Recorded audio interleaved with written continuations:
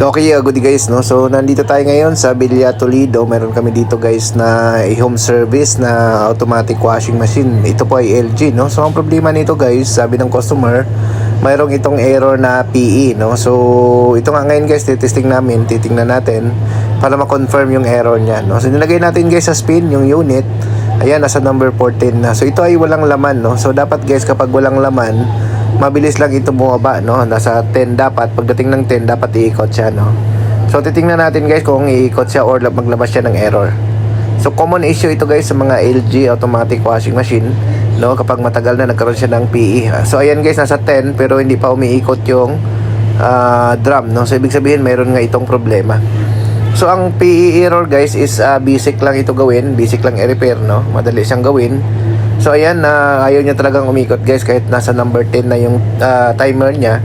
So ang gagawin namin dito guys is buksan natin to yung likuran, no, para ma-check natin yung pinaka pressure sensor nito, no. So ang pressure sensor pala guys ng LG, mayroong dalawang klase yan, no. So mayroong original, yung mga original from LG talaga, ang price niyan guys nagre-range yan sa mga 2.5, no, 2.2 hanggang 2.5 yan pag nasa service center, no.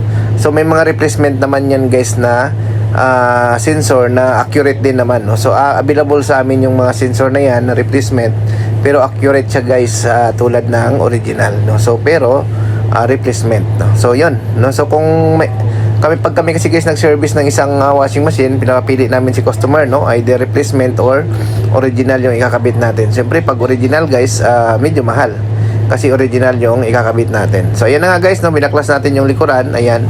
So nandito nakalagay guys yung pinaka pressure sensor niyan, ayan. So nandiyan nakalagay. So dati na rin napalitan ito guys yung sensor na ito kasi hindi na original yung nakakabit nito. So yung papalit din natin dito guys is replacement, no.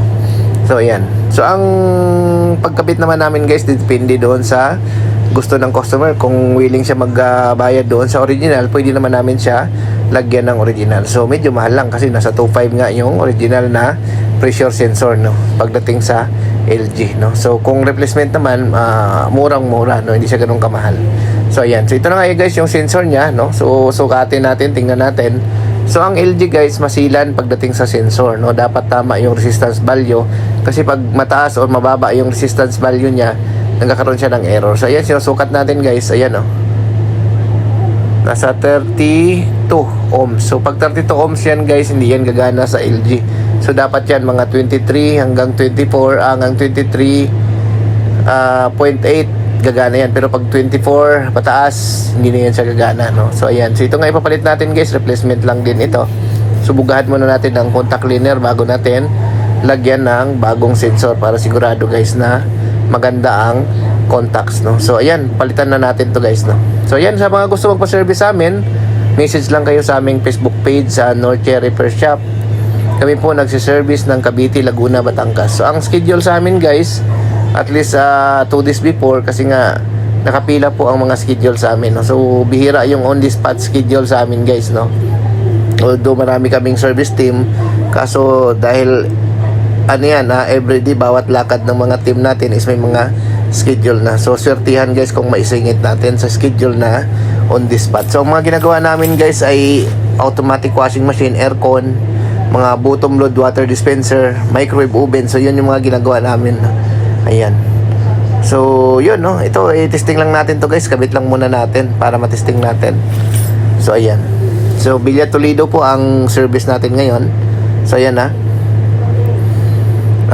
Start na natin. Lagay natin sa spin. Tingnan natin. Ayan, sa 14. So pagbaba dapat guys ng 10, iikot na siya, no. So ayan, antayin lang natin guys, bubaba siya ng 10. So kanina kasi guys, bubaba ng 10 yung unang test natin, hindi siya umiikot. So ayan, antayin lang natin guys, no. Ayan, sa mga baguhang technician, no, aralin nyo lang talaga yung paggawa ng mga washing machine. Talagang demand po ngayon yung mga repair ng washing machine. Marami talaga nagpagawa ng mga washing machine, no? So ayan guys, nasa 10 na. So kung mapansin nyo guys, ayan, umiikot na siya guys, oh. Ayan, gumalaw na siya, ayan, oh. Ayun. So okay na siya, no? Working na. So ibig sabihin, confirm natin na water level sensor ang problema dahil nagkaroon siya ng PE error. So yun, no? So basic lang naman ito gawin guys. Kung kaya nyo ng i-DIY, pwede kayong bumili sa amin ng parts. Okay? Thank you. Bye-bye.